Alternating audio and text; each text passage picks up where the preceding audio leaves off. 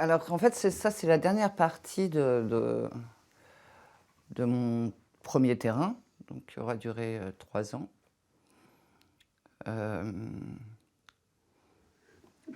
Et qui, pour le coup, c'était très cruel, dans la mesure où ce que je commençais à connaître et à faire mon monde, c'est-à-dire la forêt cassois, était menacée par les modernes, par les exploitants forestiers, par les compagnies pétrolières.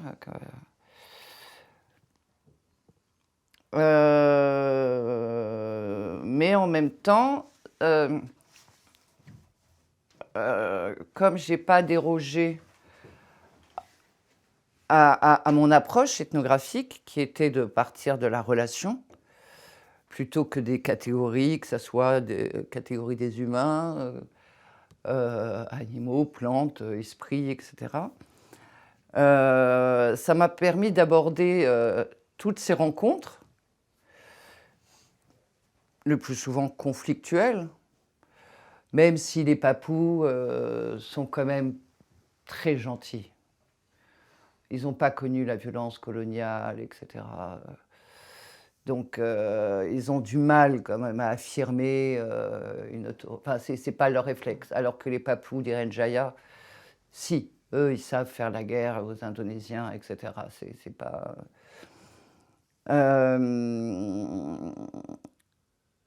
Mais donc oui, ça m'a permis d'aborder toutes ces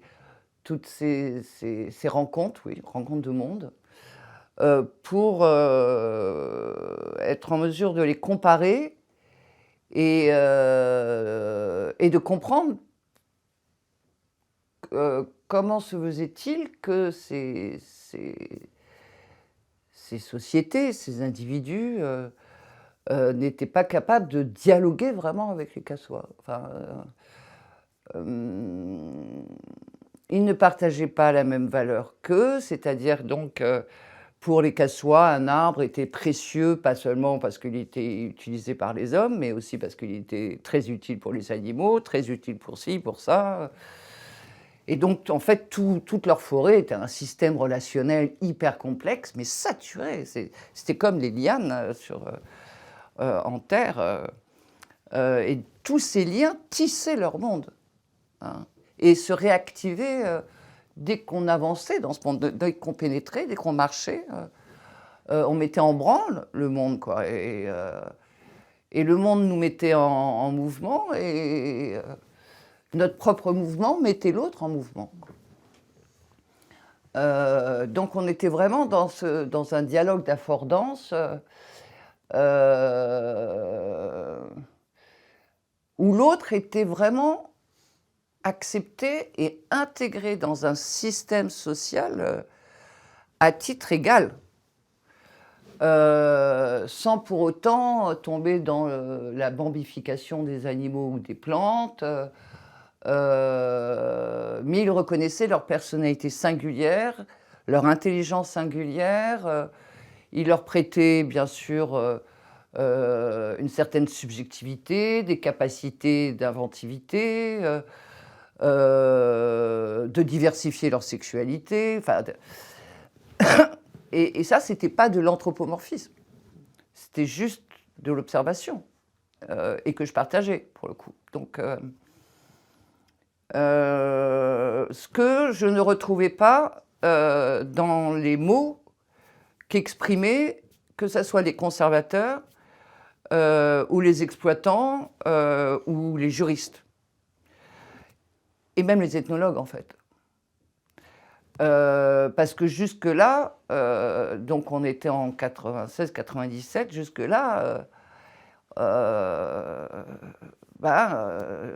la culture restait séparée de la nature, les êtres vivants étaient des objets naturels, que les ethnologues étudiaient, on n'en était pas du tout où on en est aujourd'hui, mais bien sûr que, la nature n'a pas un statut universel, ni la culture, et donc il n'y avait pas encore des propositions. Descola, il avait développé, des propositions sociocentriques, en disant que les systèmes, où il y avait des problèmes avec les affins, prédation, voilà, on allait avoir tel rapport avec les animaux, les maîtres de gibier, enfin voilà. Donc il suffisait de regarder un peu les relations sociales pour comprendre, mais c'était tout, hein. À l'époque, on n'avait que ça comme proposition. Et donc, moi, ce que je ressentais simplement, c'est que, les définitions, qu'apportaient ces acteurs, étrangers ne correspondaient absolument pas à celles des Cassois. Et donc il fallait comprendre vraiment où se situait le hiatus. Et en fait, déjà au niveau juridique, et d'ailleurs, le groupe de Serge Bahuchet m'ont confié ce rôle, c'est de faire une comparaison des droits forestiers internationaux, c'est-à-dire droit traditionnel foncier et droit environnemental. Où bien sûr c'est tout de suite opposé, enfin de manière grossière. Alors ça paraît évident aujourd'hui, mais à l'époque c'était pas si évident à mettre en œuvre. Bon, parler bien sûr de la propriété versus usufruit, parler des communs, dans la mesure où aucun, par exemple, des Cassois n'était propriétaire. Donc c'était un commun, et ils avaient l'usufruit, bien sûr, mais encore fallait-il qu'ils négocient avec les esprits, qui étaient maîtres des espaces et des espèces. Donc c'est ce qui explique aussi, et ça on retrouvait partout chez les Pygmées, en Amazonie, c'est-à-dire que là où il y a l'usufruit, il y a la polyvalence des fonctions. L'utilitarisme n'est pas mono spécifique. Pour là où nous, on va trouver un ou deux usages liés à l'appropriation, hein, de l'autre. Dans ces sociétés où il n'y a pas cette propriété, il va avoir 15-20 usages.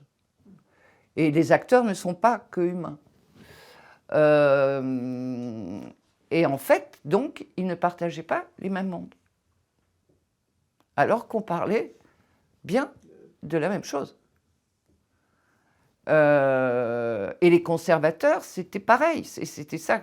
Et ça m'a fait un choc quand j'ai réalisé que les conservateurs avaient exactement la même idéologie que les exploitants forestiers, quoi.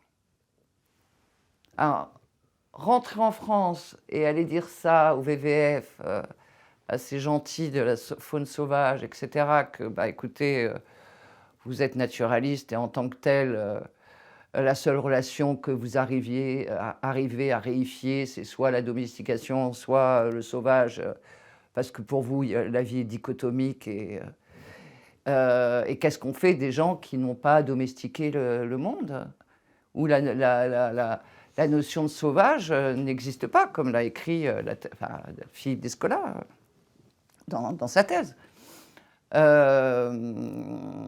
Et ça, c'est tous ces quiproquos que j'ai pu identifier au fait des interactions, puis mon implication, aussi tout bonnement, qui m'a remis en cause. C'est que il fallait à chaque fois que moi aussi, que comment dire, des écrous, enfin, pour me rapprocher au plus près de la conception, parce que perception, je crois que je m'étais très rapprochée de la perception des Cassois. Du fait que j'avais grandi comme une enfant, enfin, ils m'avaient nourrie, je connaissais le vocabulaire, la langue, etc. J'avais été maladroite, je devenais j'avais plus de dextérité, enfin bon. Et comme j'étais un peu innocente, je crois que par empathie, je me suis imprégnée de leur sensibilité pour approcher ce qui était cette forêt, qui se dit en Kassoa Moa, la base lointaine. Alors déjà, ça veut tout dire, c'est-à-dire c'est vraiment ce qu'a dit William Bailey, que la forêt primaire n'existe pas, que celle que l'on observe en Amazonie ou en Papouasie, elle est déjà la résultante d'une relation où l'homme et les animaux, pourquoi dire que les hommes aussi, les animaux aussi changent l'environnement. Et donc ça a été, c'était cruel.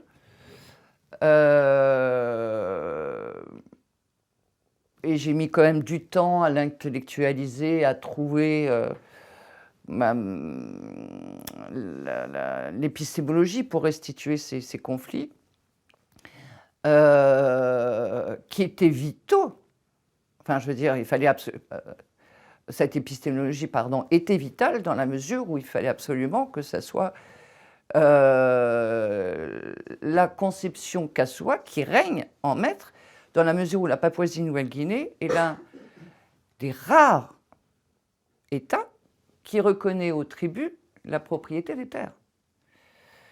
Donc, ils sont maîtres et possesseurs. Enfin, même s'ils n'ont pas cette attitude, la loi les reconnaît comme maîtres et possesseurs. Donc, effectivement, ils ont le droit de faire régir leur monde selon leurs propres règles et relationnements au monde.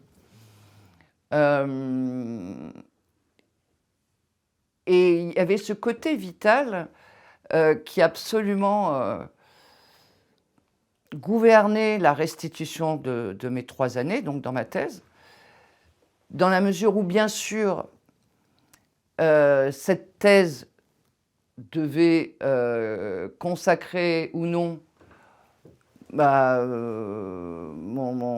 possibilité d'atteindre le niveau de docteur, d'être reconnu par mes pairs, mais aussi de faire valoir la conception Kassoa. Et l'un allait avec l'autre.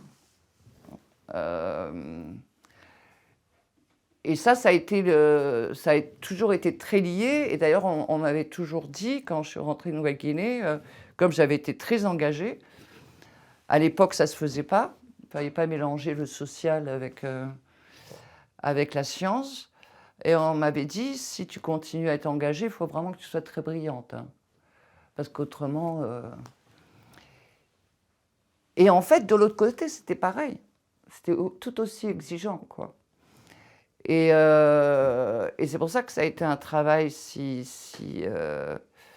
énorme de restituer toutes les données que j'avais récoltées durant 3 années, en suivant à la règle ce que m'avait appris Godelier, Descola, Audricourt, Jacques Barrault, Condominas, enfin j'en passe, Pierre Lemonnier, tout ce monde, Bernard Juira.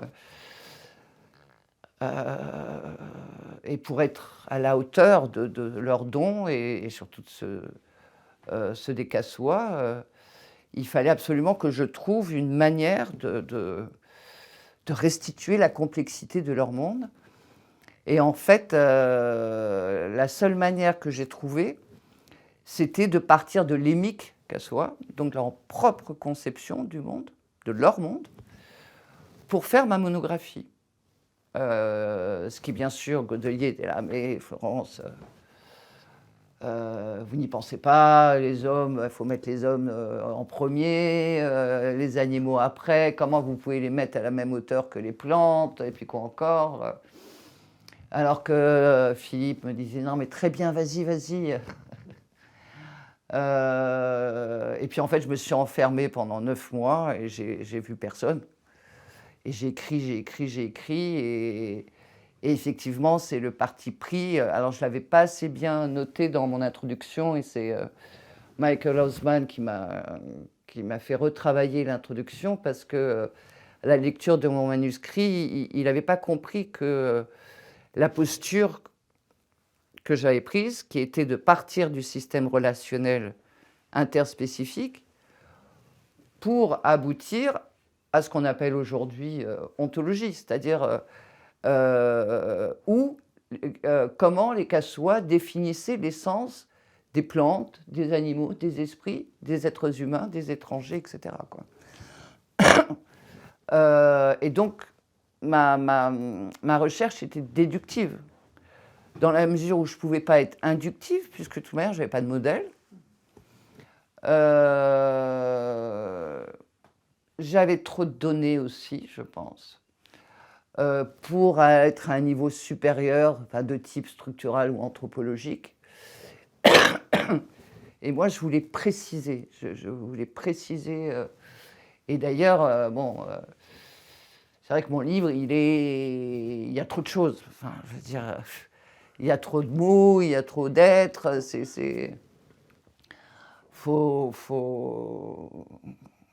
Enfin, ouais, je ne mets pas le lecteur pas confortable. C'est trop, enfin. Mais,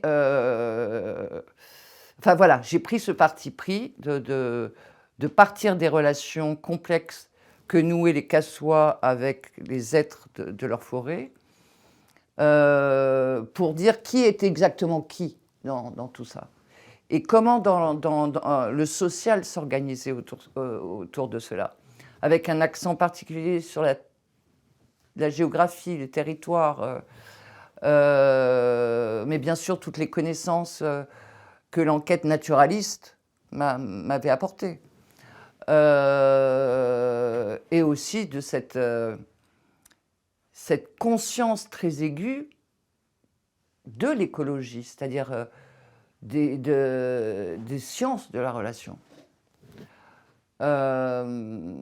Et c'est en partant de ce postulat, de partir des relations donc, pour en déduire une certaine ontologie, que j'ai pu comparer avec les modernes, c'est-à-dire que les exploitants, les conservateurs, etc., qu'effectivement, eux, ils mettaient une frontière bien franche, bien décapitante, entre ce qui relève de l'être humain, la culture, de la nature indépendante avec ses propres lois autonomes, etc. Et même les conservateurs étaient dans cette optique, où donc, d'un seul coup, j'ai vu, pendant, je sais pas, 5 ans après mon premier terrain, où d'un seul coup, tous les êtres qui habitaient cette forêt étaient mis sous silence. On ne les faisait jamais rentrer dans l'agora pour les faire participer à la politique, à un contrat, parce que c'était trop confortable pour ces exploitants ou ces conservateurs ou même ces chrétiens de considérer tous ces êtres comme des objets. Parce qu'au moins, en étant objet, on n'est pas obligé de négocier avec eux. On peut les exploiter, en abuser, les déterrer, s'en approprier, les couper, etc., sans rentrer, sans s'engager dans une relation. C'est-à-dire qu'ils nient la relation, et même la relation de corps à corps, que l'on peut avoir même en coupant un arbre. Parce que les Casois, ils coupent des arbres pour faire leur maison. Hein. Mais c'est éprouvant physiquement. Et d'ailleurs, si ils coupent un arbre et qu'ils le laissent pourrir parce qu'ils n'ont pas eu le temps d'aller le prendre pour faire la maison, d'un seul coup, il va avoir très mal aux épaules. Et bon, ça signifie qu'il a coupé pour rien. Et il est sanctionné, quoi. Parce que tout est relation, tout est interrelation.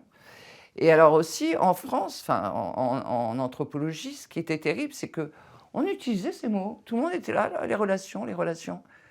Mais en fait, ils parlaient tous de relations unilatérales. Mais si on travaille sur les relations, je dis, mais non, vous ne travaillez pas sur les relations. Où est l'autre? De qui vous parlez? Et là, ça a été aussi des bagarres, ça. Il fallait revenir interrelation, etc. pour faire valoir l'autre dans sa personnalité, dans sa singularité, et aussi dans les rencontres. Parce qu'un animal qu'on rencontre à minuit, du même animal qu'on rencontre à midi, ne sera pas le même animal. Il n'aura pas les mêmes comportements. C'est extraordinaire. Et fort de tout ça, en tout cas, bon ben, j'ai eu ma thèse avec succès, elle a été publiée tout de suite. Je me suis présentée au CNRS et la même année, je me suis présentée à Laval et des deux côtés, j'ai été prise, ça devenait étourdissant. Mais en même temps, il n'y avait personne sur cette thématique. Donc c'est vrai que je n'avais pas tellement de concurrence.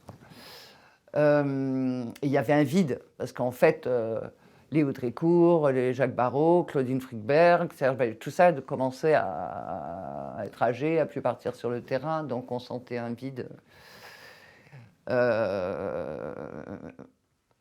Mais c'est fort aussi de ce travail de publication, de cette réflexion épistémologique absolument nécessaire, mais que j'ai pu dégager donc ce que j'ai appelé l'ontologie ambivalence des Casois comme un paradigme. C'est-à-dire que c'est leur paradigme scientifique.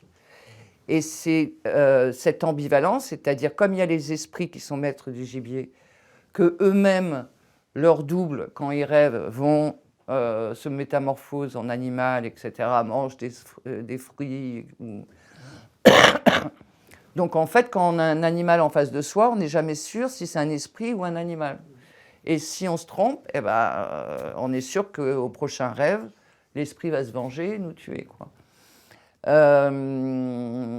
Et cette ambivalence, alors que les Lévi-Bru diraient « Ah, mais ils sont mystiques, c'est la pensée primitive, on va pas, ce ne sont pas des scientifiques, ils ont des savoirs concrets, d'accord. » et non, moi j'ai démontré que, parce que précisément leur ontologie est ambivalente, ils ont développé un savoir sur les êtres vivants extraordinaire, avec beaucoup plus d'acuité.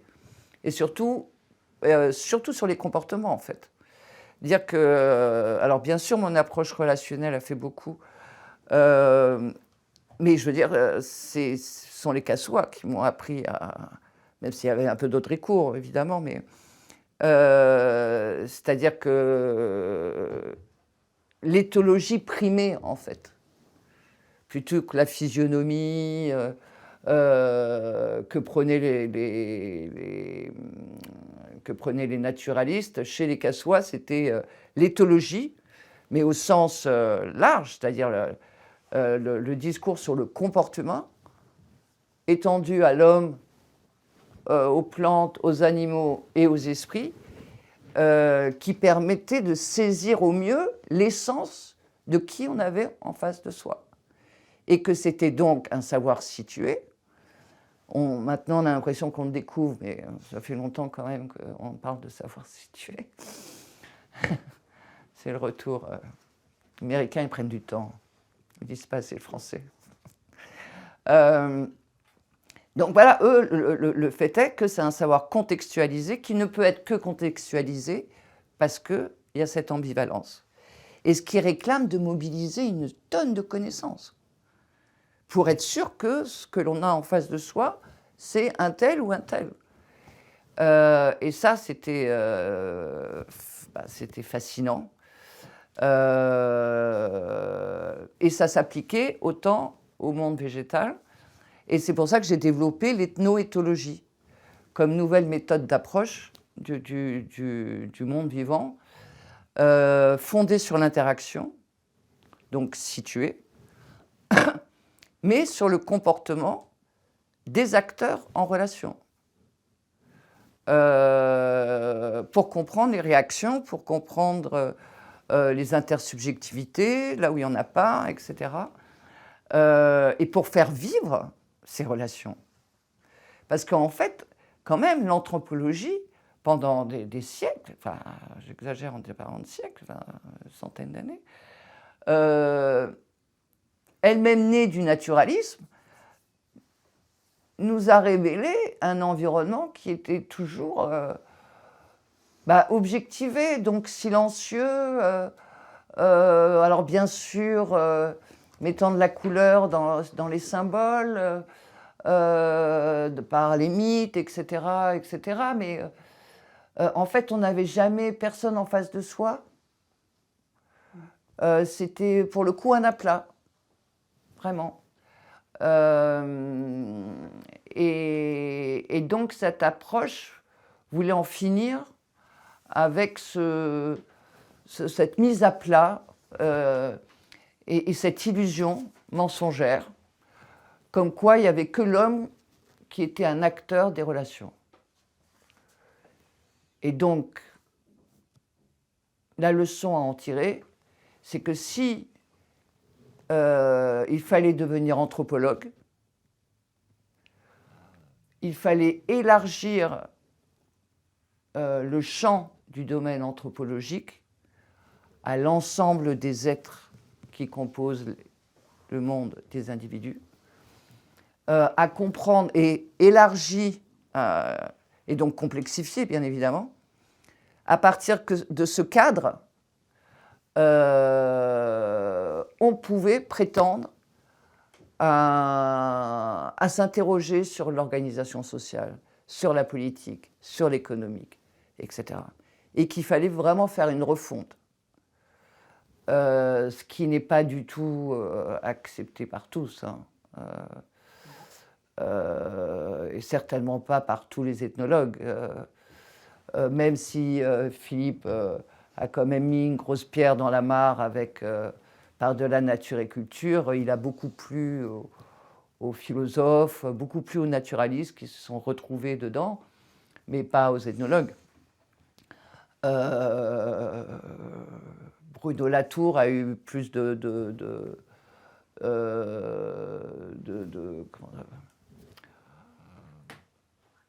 retombées, on va dire. Mais c'est vrai que dire aux ethnologues oui, bon, on va étudier les animaux comme on étudie les humains, ils nous disent non, non, mais attendez, c'est pas ça votre métier.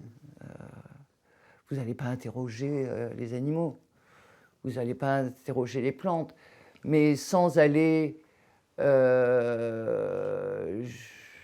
en fait, sans répondre à ces interrogations qui sont d'ordre épistémologique, bien évidemment. Je pense qu'il faut précisément interroger les sociétés sur la manière dont elles ont expérimenté, inventé et figuré les relations de leur monde.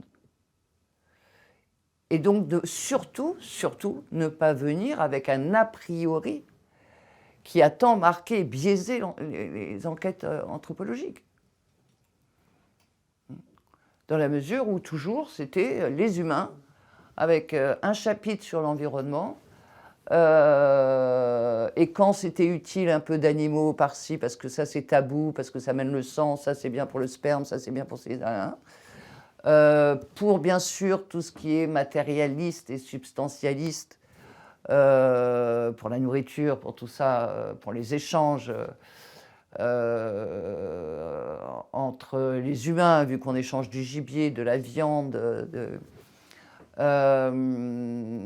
mais voilà, ça nous a entraînés jusqu'à aujourd'hui, où aujourd'hui, d'un seul coup, il paraît évident, bon, ce n'est pas pratiqué par tous, on est d'accord, mais il paraît évident que l'anthropologie ne peut plus se fourvoyer, on va dire, ou se contenter à étudier que les relations interhumaines.